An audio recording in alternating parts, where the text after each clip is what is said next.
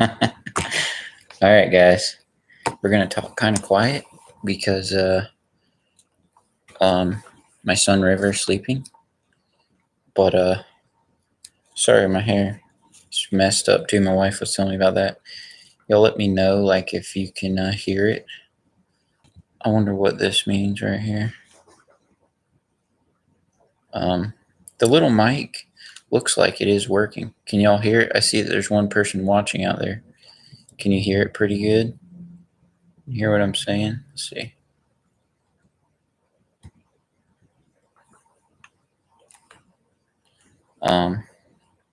Yeah, River's sleeping, and we're gonna go down. I gotta go down and see Emily's parents in a little bit. Oh, thank you, Mr. Tim. He said he could hear me.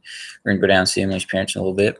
But I want to come on here and apologize to y'all because I did not make a video this morning.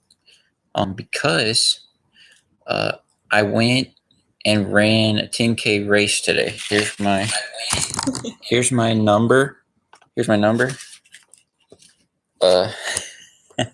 And so that was really cool. It's a new. I remember last year, me and my wife went and watched the parade, and I seen the people coming up the hill like at the end, and I seen that, and I'm like, man, next year I think I want to do that. Thanks, Emmy. I think I want to do that. And we seen him come up here. Thanks, my wife. She's sitting right here eating a snack. She commented on there. So, and I seen the people coming up the hill as we were there to watch the parade, and I'm like, man, that's cool. So anyway, what I want to talk about is trying new things. One of the benefits, of doing all these million yards is it helps me to be in pretty good shape. And so I decided I want to try something new. I've never done it before, and I went and I signed up for the 10K race here in our town. In 10 kilometers, so that's 6.2 miles, there's hills, all that stuff. And it was great. It was a great experience. It's cool to experience things that you've never done before, they've never experienced before. And what a blessing. Like, let me show you guys. See, look at this. I got this right here. It's like a stained glass, like a trophy, like a plaque, I guess. But I ended up getting second in my age group, which I thought was crazy. I still was like kind of mid-pack overall, or even, yeah. But, great thing, great experience, and just yeah, at least it was cool. Yeah, it was kind of cooler this morning than I expected. And yeah, here's another thing. All this lawn care training has really paid off, because I didn't do much foot training. I kind of forgot about the race till here recently. And so it's all just training from doing all these yards, That's really what pulled me through, because I only did like really, very minimal training for this. If I do it again, I need to train more and stuff like that. But cool thing, stretch my horizons, seen something I never seen. And it's really good. It's really good for all of us to do things in our life that we've never done before. I felt kind of like a chump, because I like, all these people have all these cool like accessories and stuff like that I don't have. There's a lot of people there. You can tell that they're like, they're prepared. You know what I mean? But yeah, it was cool. It was a fun thing. We're gonna go to the parade anyway, so I'm like, hey, I should try this. And another thing is I called one of my friends who's like a avid runner for like a good portion of his life. He's probably in his 50s now. And I called him and I said, hey, what should I know as someone that's never done a road race before? And, that was just like I've told y'all a million times, but, let's not be too prideful to ask someone that knows what we need to know, to ask them for advice and for tips. And Hey Tony, do you like to be a guest on my live chat? Um, Probably not right now because we do have to go here in a couple of minutes. But anyway, I was just coming on here. But yes, maybe sometime. I don't know. But or I don't know when the chat is and whatever. But I I just want to apologize for not having the video. But that's why I didn't have my video this morning. It's because I was. Oh, I got you, David live. Yeah, possibly we could do that. Yeah, I don't know. I just couldn't do it right now. But it was cool. I was, this morning, trying to be as ready as I could, and it was super cool. It was a blessing. I met a lot of new people, and yeah, the lawn care athletics paid off for me big time. So thank you guys for watching my channel. It's been growing and growing, and that's also a blessing. I've been doing it for maybe like 5 years or something. Not always consistently, but um, all these things in our life, guys, if we just keep at it, it's going to get better and better, little bits at a time. So, yeah, I'm thinking about, like, equipment wise. I'm still thinking about which blower I should get. If we get on the topic of lawn care here, I want to get I'm going to get another blower. Romero, what's up, buddy? I'm going to get another blower as my 700 becomes 3 years old in July sometime. And so I think about getting another one. All right. I will get another one. I'll replace it with something. I just got to figure out what it is I want. I don't know if I want the 8010 Echo. I don't know if I want the BR800. I don't know if I want to just get like a BR600 because the lightness and all that. And I don't know if I want to get some kind of Husqvarna Red Max smaller 2-stroke blower. I don't know, but that's something I'm going to work on. But another thing, I'll make another video about this, but a few months ago, if y'all watch the channel, Romero asked, are you done with the lawns? Yes. It was very dry here in Georgia. And so some of my yard, half of them are irrigated, or maybe more than half are irrigated. So, but the ones that weren't, it wasn't as clumpy as normal. The weeds weren't as bad in the beds. So I did have to do some, but it was just some of them were a little easier than they normally are. And so it worked out where I didn't have to mow today because I finished it all yesterday because I didn't have any extra projects this week. So, because I finished those. So, like, Monday through Friday, I got it done. And so, so we did that. And also, but later on this year, I'm saving up my equipment budget. I've bought minimal equipment this year, and I'm going to keep it that way because I'm trying to save up for a new mower. And so that's something I'm going to do. I can't decide if I want to get a new, like, a Ferris small frame walk behind the FW25, or if I want to get, you start running up the hills on your lake properties. Yeah, buddy. Yeah, and Dave said he likes Echo blowers. I don't know if I kind of want one of those Ferris FW25 48-inch. And I always thought, man, I want those centralized up here controls because it's like the cool new thing. They're better. They're awesome. But then last year at the GIE Expo, I tried the hand grips like this, like their normal ones down. And it is way better with the hand grips because think about it. You coming up to a root, you can just easy pop wheelies, go right over it. If you're loading on the trailer, boom, you can just push down easily. Because, you have, when those regular hand grips, you have like that leverage that you need. You know what I mean? So you can do that. Yeah, they're talking about the Steel 800 and the Echo there. It's another thing we always have to consider, guys, is don't just think because if something I say or something I think, oh, this product is awesome, or someone on YouTube says you should buy this, it's like the best or whatever. You got to figure out what is the best piece of equipment for your business. And whether that is,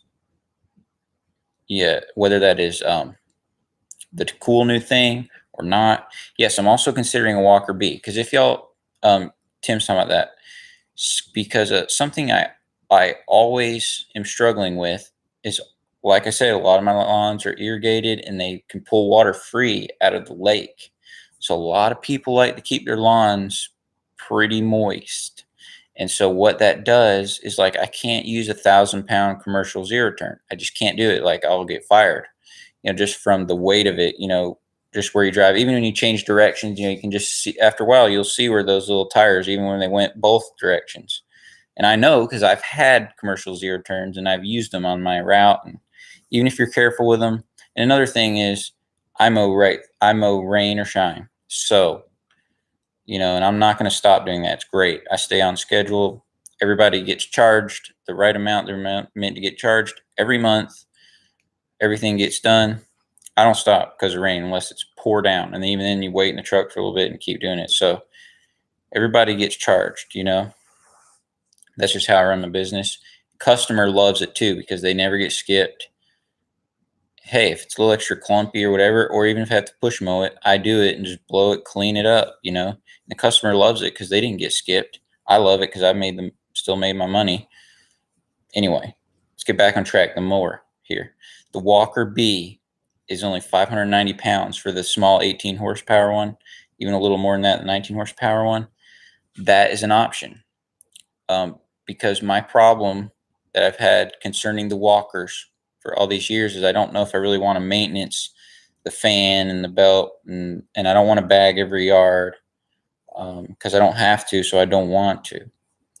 But the Walker B with no box on the back, that is something that is in my mind. So I'm either thinking about that's a possibility because it's light, has a light footprint, they're beautiful. Tim, how does the Walker B do as far as, so you don't see, I worry about like if you hit like a little rock or just dust or something and it gets in that fan and tears it up, but over time. But I wonder if you had one with no fan, no box, like would the Walker B still be okay on some yards that are like kind of dusty or kind of bumpy? Because I have a lot of those too, because a lot of these ones on the lake, they don't stay perfectly smooth because they're downhill. So you'll have spots that wash out over time and all kinds of roots down by there, usually down by the lake and stuff like that. And so, so that's something I have to consider. I wonder how the B would handle those things, because I don't want to have to pull the walker around and mow like 1 yard of that and then get out my other zero turn, my Skag or whatever, to mow the bumpy yards. Like, I don't want to do that. Since I'm a solo guy, I like to just take one mower. Yes, from Romero, I've been talking about a walk behind. I'm very considering a walk behind. I'm considering pistol grip Ferris FW25. It's the light one. The FW35 is awesome. It's the big frame and it has the crank adjust deck. But the problem with it is it's 900 pounds. All right. Sorry, I know this computer is kind of bouncing. It's kind of on my lap and I can see that it's kind of bouncing. Let's try this. That might be better. So the Ferris. Oh, and another thing, when I tried the Ferris walk behind at the GIE, the handles are way easier to squeeze on the Ferris than any other brand. I have the Exmark, the Turf Tracer. I've used the Skag SWZT. You tested it there at the expo. The Wright walk behind. But the Ferris is 50% easier to squeeze the handles on the Hydro one than all the other brands. And I don't know why that is. I don't know why that is, that it's so much easier to squeeze the handles. But that's a pretty big deal, because you're going to be kind of squeezing them like all day. And Romero, that's me and Dave were talking about, like don't buy something just because someone on YouTube thinks it's cool. Like, you really need to think about it and think what's going to work best for your business, help you to get your properties done the right way, and that's satisfying to the customers. And keeps your money flowing in and still and is efficient for you, you know? So that's something we all have to work on. So I'm considering getting a walk behind, considering the walker bees not out of the picture. So what I'm saying is I'm going to replace that backpack blower, but I might wait. All right. So in the calendar year of 2019, a new mower will be purchased by the end of December, sometime in that range, or sometime I'm planning more like November, but somewhere in there, I'm going to purchase a new mower. I would like to wait until after the GIE so I can do some final testing. Buy one after that. I could buy another Skag. I could buy the Walker B. I could buy a walk behind. Um, I've even thought about the Wright Standard B that came out. It's a lightweight, kind of like their low end one that is just introduced this year. Not sure that's a good option for me, but I'm just telling you just things that are on my mind, or just anywhere in my mind. Yeah, a lot of people push your brand because kicks are manufactured. Yeah. Um, so that right one is on my mind. A couple things like the small Bobcat mower. Of course, I possibly may just get another Skag, just like the one I have, because I plan on selling the Skag, like maybe in the spring or when it hits 600 hours, because those are not commercial hydros or anything like that on the Skag. I could keep it forever and keep repairing it, but um, there's a certain budget per year that I have for all my equipment, like my 2-cycle, like everything is included. Like, so if I need a new mower, I got to save up for it out of that amount per month. So that's what I'm working on now. That's why I haven't really been buying much. I've been buying little things here and there that I need, like wood for my trailer, my extra trailer that I do the extra stuff on. How many yards do you mow as a solo operator? I take care of about 50 properties. Some of them are bi-weekly though, so I don't have 50 every week. But mine are big. See, it's going to be different possibly in your area, because a lot of them are like 3/4 acre, and I don't just mow. Like, so I don't spray in the grass. I don't do like fertilizer or anything. Um, I just take care of weeds in the beds, and I trim the bushes, and I do the mowing and edging and all that, and I pick up sticks. And all our houses here have a lot of trees, and my shrub trimming is not an extra thing. It's like part of the program. And so once a month, or maybe even a little more than that, just depending on what shrub it is, I just take my hedge trimmer, just cut off that little bit of growth. And it's nice because I don't have a lot of cleanup. The customer's happy because the bushes always look great. And that's kind of how I do it. Yeah, Tim says he's been looking at the Bradley. That's another thing. The Bradley Standard is something I consider, or it's just something I thought about. The thing about them is they are very heavy. Being that they're in that 1,000-pound range for a 48, and or at least in the 900s. But it is something that I've thought about, because you can get them for. I think they are the best mower for the money that you pay. All right. Yeah. Why don't you sell Skag and get another Skag, same kind, since you need a lighter weight one? I think residential would be better for you. Yeah, I mean, the Skag works great. It does exactly what I need in my business. I also have that Snapper Pro, which is also pretty light. I think it's 650 pounds dry or something. So I have both of those. But yeah, the Skag is great. And that's another thing. I may get another Skag. But it's kind of like, I wonder if I should get a walk behind, because I know that would cut great. The deck, floats great on walk behinds. It's super heavy duty and it's light. The downside to the walk behind is it's a little harder on me. Like the Skag is great because you're riding on it, but the downside of the Skag is it is residential. So I probably, in my conditions, I'm using on hills and everything. I feel like if I push it to 1,000 hours, I'm gonna be blowing out some stuff, which, I mean, that's fine too. But that's why I thought, or maybe, every 600 hours, I just sell the Skag and buy a new one, and just sell it for a couple thousand, buy another, put that with the other, and and get another skag, and just like every 3 years or something, just get a new skag. Same thing. I'm not against that idea, and that I may consider that. So this thing, what's the lowest I can get a skag for? I'll tell you what I paid for mine. I personally paid $4,168 out the door, tax and everything. But here's the catch: I bought it in 2017, and it was a 2016 model in the crate left over that they have not sold. So they knocked a couple hundred off of it because they want to get rid of it, So you could probably get in like $4,300 range. That's kind of what I'm thinking for the skag, which is, it's an awesome, maybe 4,400, but well worth the money. As you know, I mean, I cannot find anything about that skag that is not good yet. It cuts good. It's light. It vacuums the grass good. It leaves a great cut, great traction. It's excellent. There's really nothing bad about it other than, it's a residential zero turn. And so, there are some downsides to that such as, you probably wear out those front bearings on the wheels kind of fast. Probably not, but like, what I'm saying, like they're not greasable. Spindles are not greasable. Yeah, I'll call him back here in a minute. I'm gonna wrap this up, but so yeah, that might be the best option for you. Just keep trading and getting a new one. Yeah, it may be.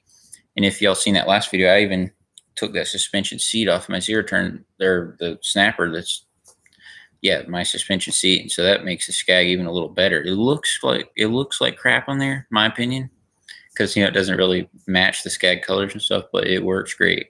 And so anyway, I don't know, a lot to think about.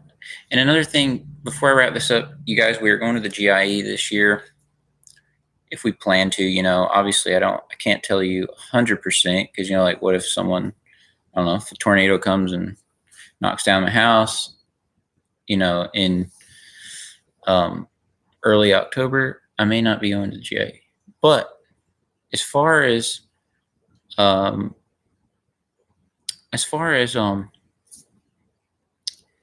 GIE, we did book a hotel. And if you use hotel.com, go on Google Maps and kind of look at little towns, zoom in kind of close, small little areas. They're not even towns. They're just like little, it's kind of part of this whole city, but it's Riverdale or whatever. And then look up hotels in Riverdale, and then, Google, pull up some stuff. Then you can use, hotels.com, and all these ones will start offering you deals, and you can get good deals on hotels like that. Actually, this is a hotel. What we booked this year is one that we had stayed at before. And, you know how it is, like the hotels.com. Once you book one down, they get your email and they kind of start sending you stuff. And they sent me emails like, hey, 50% off hotel today only, or whatever, which really is not 50% off. But we ended up staying at a Country Inn and Suites. If I booked it that day with no refund or anything like that, we could get it for $97 a night. And that was, like me and my dad, we're not sure if my wife's going yet or whatever, but it's like for four, it's 4 people room. And $97 plus the taxes, so $108, something like that. So I went ahead and booked that. So we got the hotel, we got the tickets. When y'all register for the expo, the coupon code is ROAD, ROAD, all caps, during checkout, and that'll save you 50%. If you register right now, it's $7.50 to get in. It's incredible. So I got that. I got the hotel. I even ordered the parking pass because I think that'll save you a little money, and you can go over in the fast lane when there's a bunch of crowd, 30,000 long guys come up to the place where you pay to park. So I want to try to go around them if we can. Anyway, so you guys that are thinking about the GIE, it's awesome. The GIE is in Louisville, Kentucky, kind of central country, and they put it there like that on purpose, so like everybody around the country can kind of drive up there, or it's kind of sort of in the middle. And I think the Walker Northwestern mower would fit your need, being here in North Georgia. What is the Walker? What's the Northwestern mower? What does that mean? That's not like a model of the mower. Is it, or you mean maybe is that like a dealership or something, or is that like a certain type of the model? I mean, I know I was thinking if I went with some kind of walker, it'd probably be that B model, I think, because then you could put the mulching deck on there. You could like get discharge one, all kinds of cool stuff, but and still not even have to bag. But yeah, Romero, the GIE is awesome. So you seen I got in, great deal so far. I mean, they gave you a free talk that first year. There's a big chance I'm going this year. Yeah, I mean, it's be my fourth year going, and I don't have any YouTube motives or anything like that. Like I don't go now. Seeing all the YouTube guys and seeing you guys that watch my channel and like talking to you and stuff is an awesome thing. But I would like to go for my business anyway, even if I wasn't even on YouTube. I like to go there because, man, you get to see so many equipment. You can ask any questions, any of the peoples, that own the companies and stuff. You can attend these talks, and they always have a free one that's like an open up keynote speaker or something like that. They call it. Awesome. It was awesome. It was great last year. This year will be even better. I think it's like a fighter pilot or something. I'm really hoping I get there by Wednesday. It is hard because here in Georgia, like we're in October. I mean, we're year round here, but in October, like it's still pretty busy. Sometimes grass is still growing just as normal. But anyway, we're gonna it's built for hills. Check out Ambrose channel. I do know Jason Ambrose channel. So the Northwestern mower might actually be a certain model. I didn't know that. That's new to me.